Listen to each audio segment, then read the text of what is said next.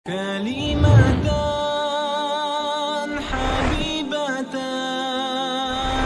إلى الرحمن. Assalamualaikum warahmatullahi wabarakatuh. Alhamdulillahilladzi binikmatihi tatimmu shalihat. Asyhadu an la ilaha illallah wahdahu la syarikalah, amma ba'd. Tapi sahabat LC yang dimuliakan oleh Allah Subhanahu wa taala, bagaimana kabarnya hari ini? Mudah-mudahan teman-teman, sahabat, keluarga diberikan kesehatan oleh Allah Subhanahu wa taala dan terus tetap semangat dalam istiqomah menuntut ilmu. Tapi sahabat, kembali lagi bersama saya Dede Cahyadi dalam program Anda bertanya, LC menjawab. Insya Allah di acara kali ini kita akan menjawab pertanyaan-pertanyaan yang mana di webinar atau di pertanyaan KSI yang belum sempat dijawab oleh tim dari LC. Maka insya Allah di acara Anda bertanya, LC menjawab ini kita akan sama-sama menjawab pertanyaan-pertanyaan yang telah sahabat LC tanyakan. Tentunya bukan saya yang menjawabnya ya. Insya Allah sudah ada narasumber kita. Tidak lain tidak bukan yaitu guru kita, motivator kita. Mungkin teman-teman juga sudah tidak asing lagi. Kita sapa terlebih dahulu. Assalamualaikum Ustaz. Waalaikumsalam warahmatullahi wabarakatuh. Sehat Ustaz? Alhamdulillah. Nah, mulai lagi bersama ya. Ustadz Ugun Gunansyah, insya Allah ya. Kita akan menjawab beberapa pertanyaan yang telah disampaikan oleh sahabat LC Ustadz. Alhamdulillah ya, sehat Ustadz? Alhamdulillah. Keluarga juga pada sehat Ustadz? Alhamdulillah. Alhamdulillah. Dan semuanya sahabat isi juga kaum muslimin semuanya semakin sehat. Amin ya rabbal alamin. Tapi Ustadz, sebelum kita mulai ada pesan-pesan dulu ke sahabat LC.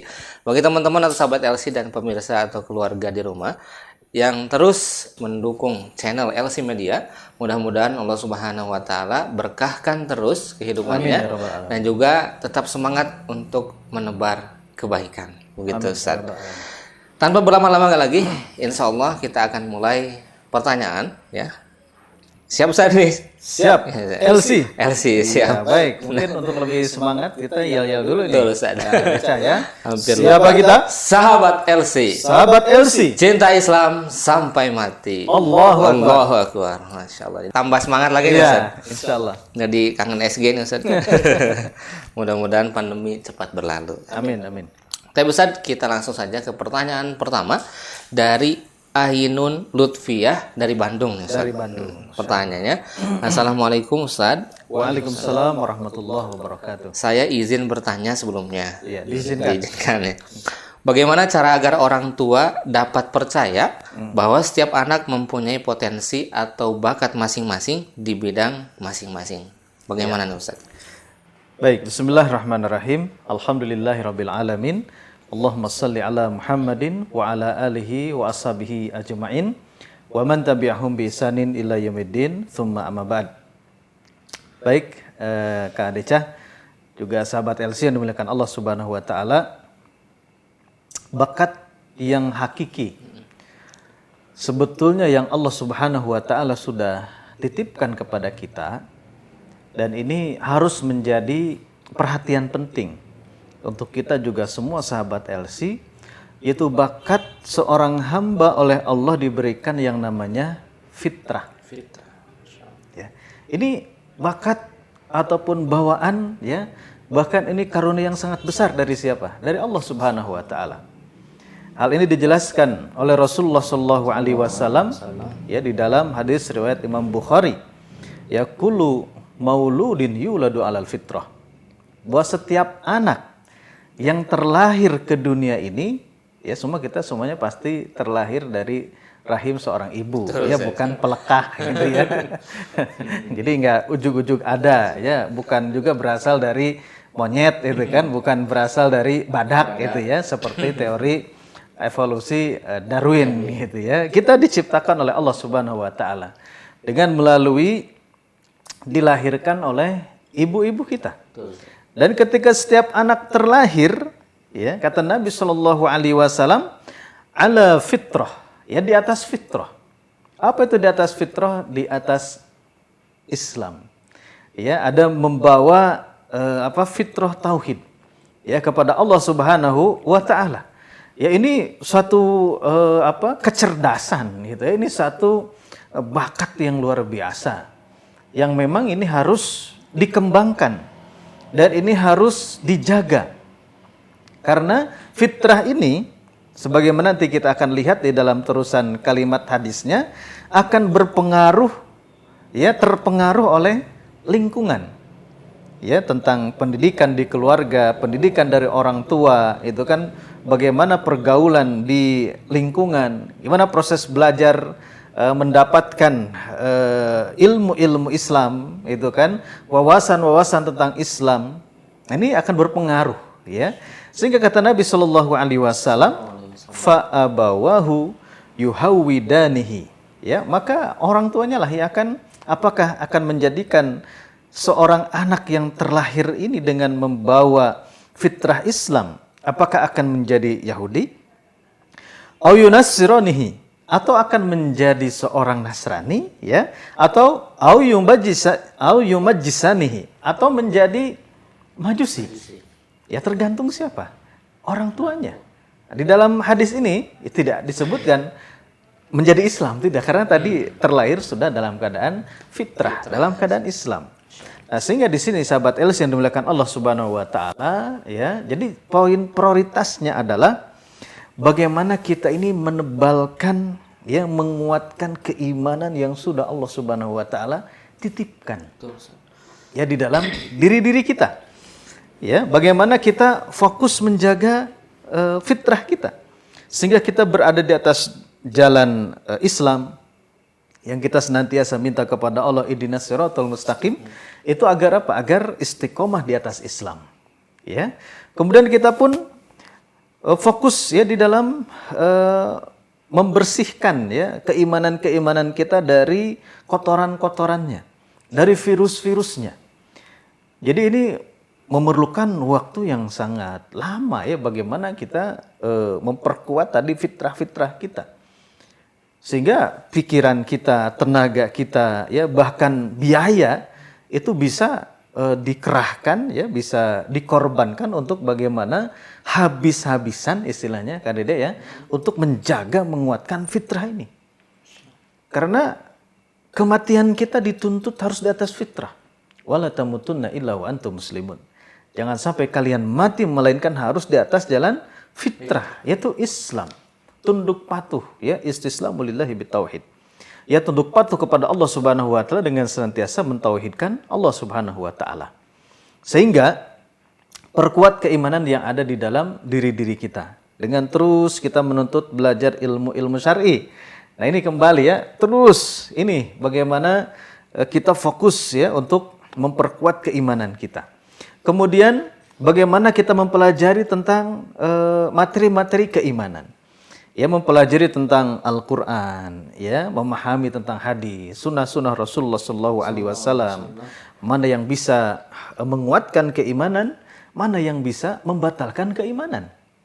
Ya, adapun tadi, ya, sang penanya mengatakan untuk mengembangkan skill, ya, skill pribadi masing-masing, ya, keterampilan dalam kehidupan, misalkan, ya, kan seseorang muyulnya ataupun kecenderungannya beda-beda.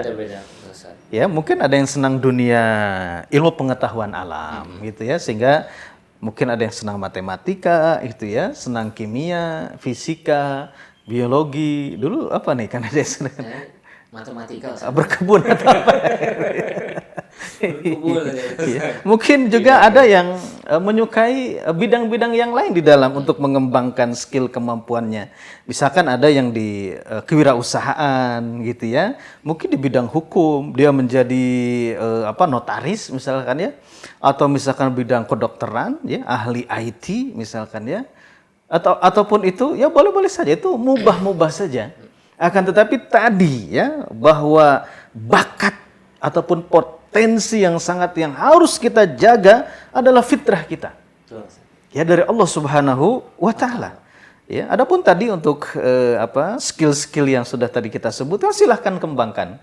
Menjadi ahli jualan sehingga menjadi pengusaha muslim, ya, menjadi pengusaha muslimah, itu kan, menjadi juragan, gitu, ya.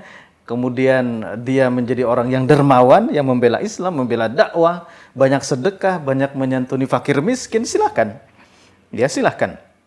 Ya, selama ini tidak menempuh jalan-jalan yang diharamkan oleh Allah Subhanahu wa taala.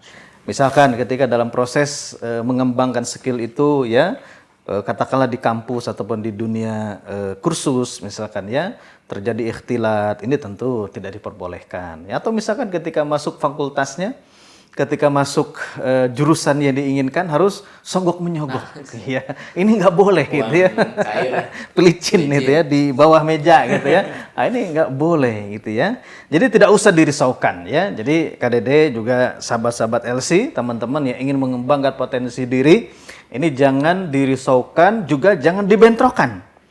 Ya seakan-akan orang tua melarang, misalkan kita ingin hobinya A atau hobinya B, justru bisa jadi orang tua lebih paham. Ya tentang apa? Tentang tadi ya, tentang potensi anaknya, dan idealnya seperti itu seorang tua ya. Orang tua tahu tentang potensi ataupun bakat anak-anaknya. Sehingga di sini seorang anak harus nurut kepada siapa? Ya kepada orang tuanya ya. Selama perintahnya tidak mengandung dosa ya, tidak bertentangan dengan syariat-syariat Allah Subhanahu wa taala, maka kita untuk mendapatkan kebarokahan, untuk mendapatkan kesuksesan, ikuti yang menjadi saran ya, yang menjadi keinginan siapa? Orang tua kita, agar kita mendapatkan keberkahan ya, hidupnya diberikan kemudahan ya oleh Allah Subhanahu wa taala. Demikian Kak Dede. Masya Allah. Jadi begitu jelas sekali ya Ustaz, bahwa bakat itu yang sesuai dengan syariat, maka orang tua pun harus mendukung. Betul. Jangan anaknya punya bakat nipu didukung seorang tua, jangan ya. Terima kasih pertanyaan dari Ainun Lutfiah dari Bandung. Mudah-mudahan bisa dipahami. Kita lanjut ke pertanyaan yang kedua dari Syifa Maulia Rahma dari Bandung juga, misalnya Mojang Bandung ya, Bandung, ya. Pertanyaannya, sikap apa yang kita bisa terapkan dalam kehidupan sehari-hari dari kisah para nabi dan rasul? Semua hal kebaikan bisa kita berkaca kepada kisah kehidupan para nabi dan rasul. Jadi intinya bagaimana sikap atau yang bisa kita terapkan dalam kehidupan sehari-hari dari kisah para nabi dan rasul. Mangga Ustaz. Iya. Terima kasih Kak Dede ya, juga sahabat LC yang dimuliakan Allah Subhanahu wa taala. Jadi ketika berbicara kisah para nabi dan para rasul, maka sangat terlalu banyak apa-apa yang harus kita amalkan ya. Dan kita mencontoh itu ya. Terkhusus dari kehidupan ya, kita belajar dari sirah Rasulullah Muhammad sallallahu alaihi wasallam. Dan ketika berbicara tentang kisah para nabi dan para rasul, ya Allah Subhanahu wa taala ya berfirman ya dalam Quran surat Hud ayat 120. Ya wa kullan naqussu 'alaika min amba'ir rusul ya ma nuthabbitu bihi fuadak wa ja'aka fi hadzal haqq wa mau'izatu wa dzikra lil mu'minin. Jadi kenapa Allah Subhanahu wa taala bahwa di dalam Al-Qur'an ya, ketika Al-Qur'an itu kita bedah ya, kita bagi ini Kak Dede ya juga sahabat LC, maka ada masalah akidah, keimanan, ada masalah tentang hukum-hukum, ya juga ada masalah yang besar juga ya, banyak yang namanya kisah. Ya, sirah ya para nabi dan para rasul. Ya, kata Allah Subhanahu wa taala, dan semua kisah dari para nabi dan para rasul itu, kenapa Allah Subhanahu wa taala ceritakan kepada kamu wahai Rasulullah sallallahu alaihi wasallam, juga kepada kita orang-orang yang beriman? Ini ada tujuannya. Sehingga ketika kita menjumpai kisah di dalam Al-Qur'an ya, para nabi dan para rasul ataupun orang-orang soleh gitu ya, ialah kisah-kisah yang dengannya kami teguhkan hatimu. Ini untuk meneguhkan apa? Hati Nabi sallallahu alaihi wasallam ketika berdakwah, ketika mengemban dakwah Islam. Ya, karena ujian Nabi sallallahu alaihi wasallam begitu besar ya. Ketika mengemban dakwah, menjadi hamilud dakwah, ini dari yang terkecil sampai yang terbesar. Ujiannya, rintangannya, ancamannya. Ya, bagaimana ketika misalkan salah satu episode di dalam dakwah Nabi beliau sallallahu alaihi wasallam, dakwah ke Taif. Ya, tidak anak-anaknya, tidak orang dewasanya, tidak orang tuanya, ya, dan orang sudah uzur gitu ya, kakek-kakek nenek-nenek istilahnya itu melempari siapa? Nabi Shallallahu Alaihi Wasallam. Ya. Dan itu berat sekali, ya, berat sekali perjuangan Nabi sehingga Allah hadirkan kisah-kisah di dalam Al-Quran untuk menguatkan apa? Langkah perjalanan pengembangan risalah Rasulullah Shallallahu Alaihi Wasallam. Begitupun kita, ya, hari ini orang-orang yang beriman. Contoh kasus kita ketika berbicara tentang masalah ujian. Ketika misalkan kita diuji sakit oleh Allah Subhanahu wa taala, mari kita lihat, berkaca dari sirah perjalanan kisah seorang nabi, yaitu Nabi Ayub alaihissalam. Nabi Ayub alaihissalam diuji oleh Allah Subhanahu wa taala dengan penyakit kulit. Ya, sekujur badannya, seluruh tubuhnya tidak ada yang tersisa ya dari terkena penyakit kulit. Semuanya kena, kecuali diceritakan lisan dan kolbunya saja. Karena itu digunakan untuk berzikir kepada Allah Subhanahu wa taala, memuji, bertasbih, bertakbir, bertahlil ya kepada siapa?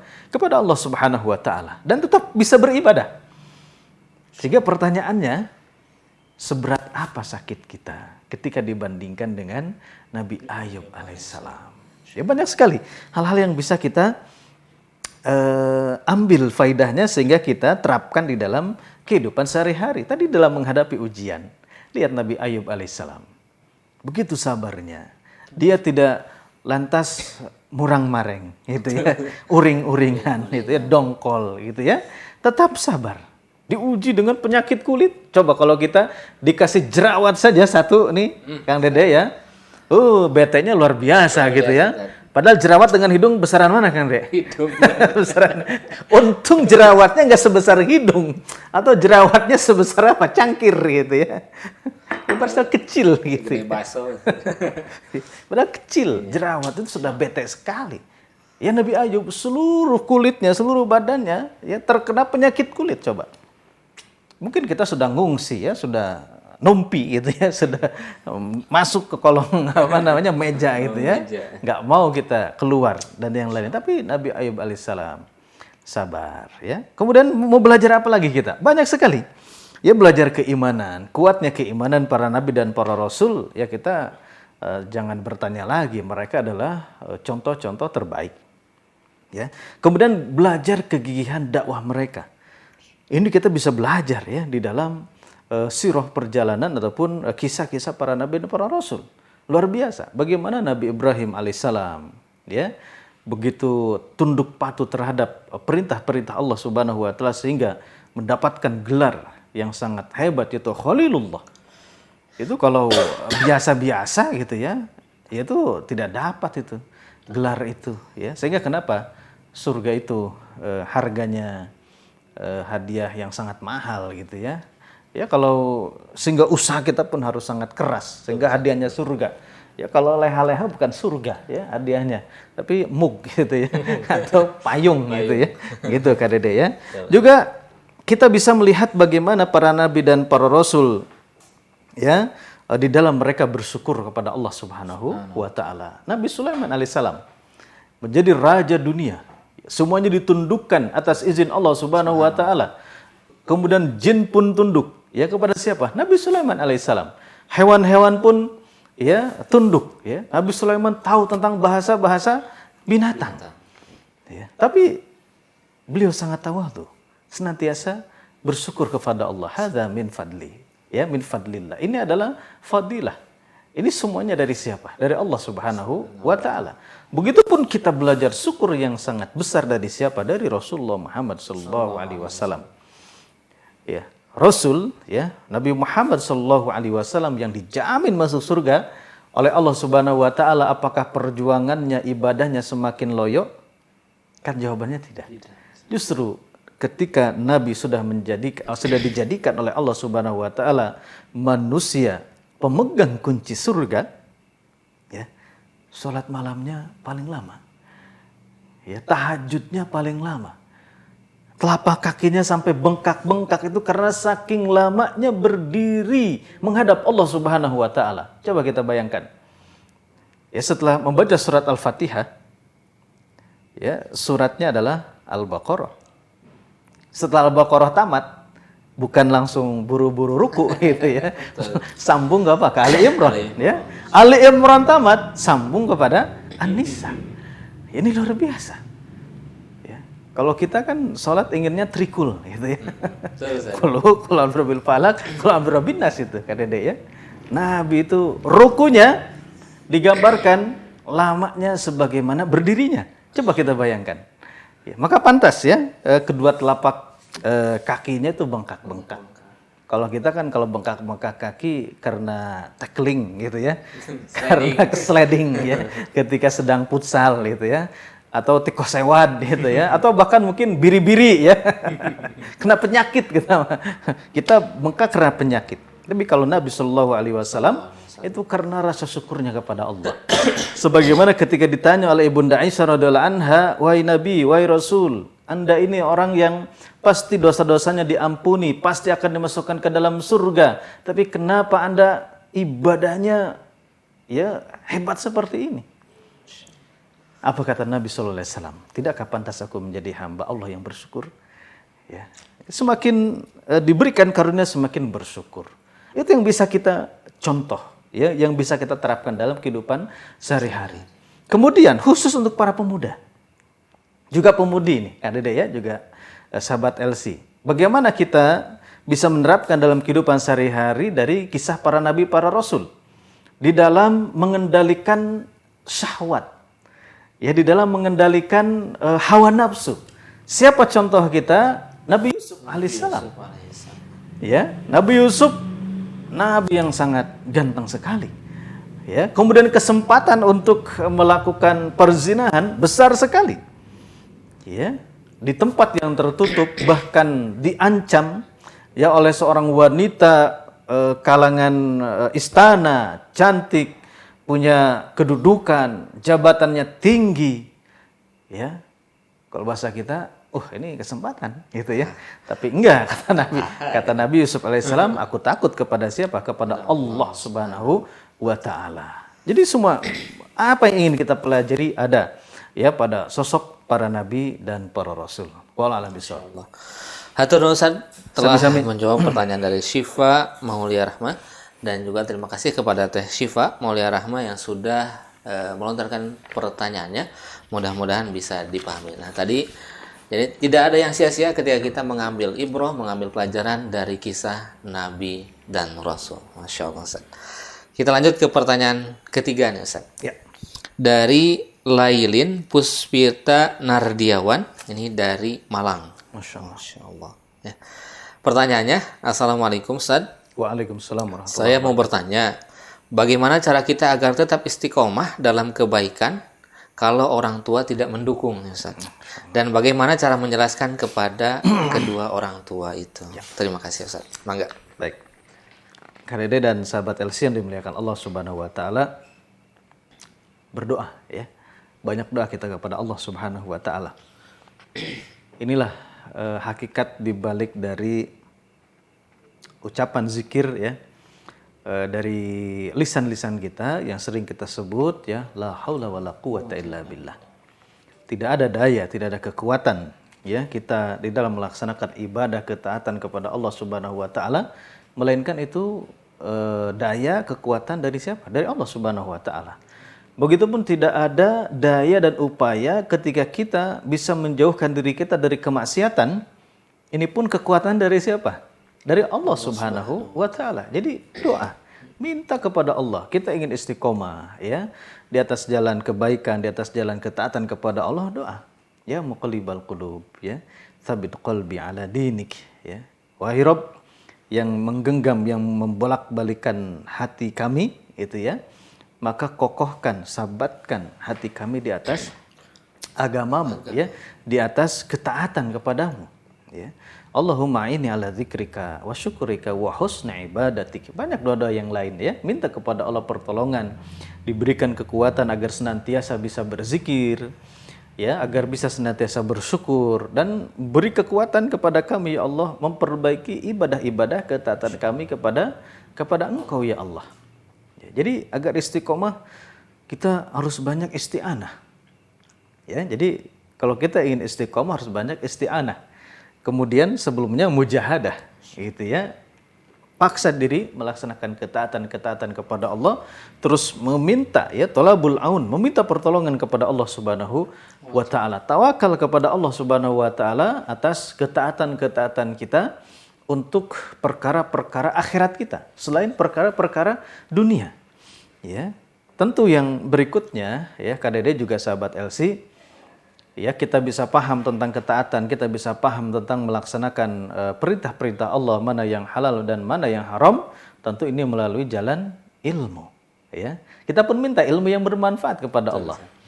Ya, ketika minta ilmu yang bermanfaat dan kita pun prakannya, ya atau actionnya, yaitu belajar, ya menuntut ilmu syar'i, ya thalabul ilm, mencari ilmu-ilmu syar'i. Ya untuk menguatkan keimanan kita, memperkuat pemahaman kita, ya menghilangkan ketidaktahuan kita ya tentang hal-hal yang diharamkan oleh Allah Subhanahu wa taala sehingga kita bisa menjauhkan diri kita. Kemudian yang berikutnya, agar kita diberikan istiqomah oleh Allah Subhanahu wa taala, maka kita harus senantiasa menjadi sahibul Quran. Ya, dekati Al-Qur'an. Karena Al-Quran di situ sumber ilmu, ya sumber keimanan, sumber hidayah, ya bisa kita raup, ya banyak sekali dari Al-Quranul Karim, menguatkan jiwa kita, bahkan menguatkan fisik kita. Ya, karena Al-Quran adalah asyifa, ya Al-Quran itu adalah obat, penawar.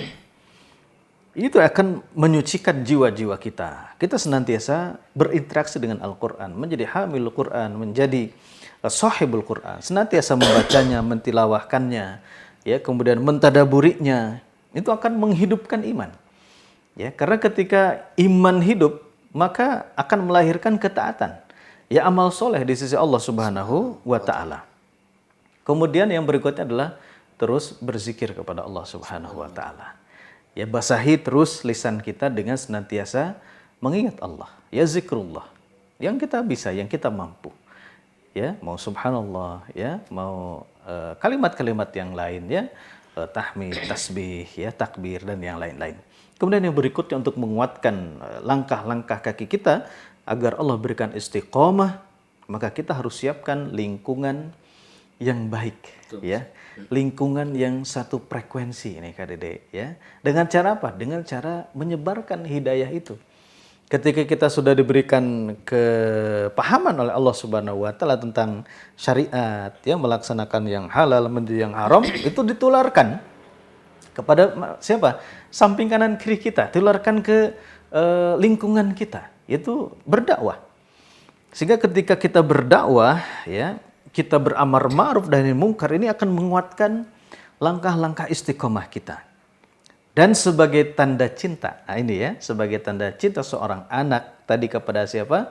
Orang tuanya. Walaupun orang tua kita dalam keadaan masih belum mendapatkan hidayah, ya sehingga belum memberikan dukungan, ya kepada seorang anak ketika dia sudah mendapatkan hidayah, ya maka ini wujudkan, ya ekspresikan rasa cinta kita sebagai seorang anak kepada siapa?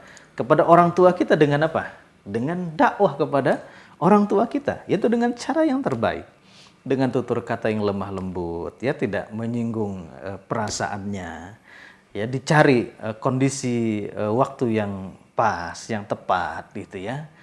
Jadi bisa jadi dengan kita terus menjadi anak yang soleh ataupun soleha, akhlak kita menjadi mulia, ya. Bisa jadi ketika misalkan yang penanya ini sudah menjawab, ya, ketika sudah ada akhlak mulia juga bawa logam mulia, itu bisa gitu ya. Cari waktu yang tepat gitu ya. Itu kasih hadiah. Itu banyak cara ya. Sebelum ngobrol tentang dakwah, ya kasih hadiah, bawa buah tangan, oleh-oleh. Selain akhlak mulia, boleh tadi logam mulia gitu kan. Ini seneng orang tua gitu ya. Nah, jadi doakan ya, doakan kedua orang tua kita semuanya agar istiqomah mendapatkan hidayah dan terus jangan bosan ya.